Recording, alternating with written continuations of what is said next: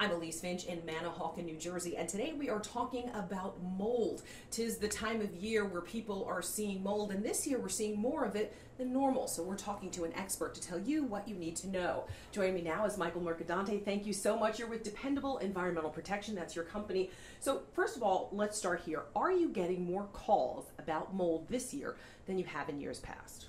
This has been our busiest year in 6 years. Superstorm Sandy, obviously, there was a lot of mold then, but this summer, because of the heat and the moisture, it's been very, very busy. Tell me, you mentioned there are 3 kinds of mold. Can you tell me what they are and how much people should worry about each kind?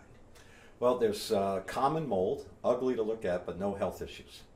Allergenic mold, which pretty much means what it sounds. It's kind of like an allergy to pollen. Either you have it or you don't. If there's enough of a particular mold in your home and you're breathing it, it's probably going to cause some health issues.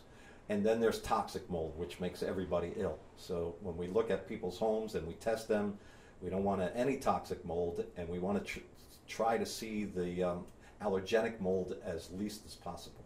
You mentioned that there's a couple things you do when you walk in. Tell me about the air testing, that you're testing the air. Tell me what it is that you do when you test for air in people's homes and why that's important.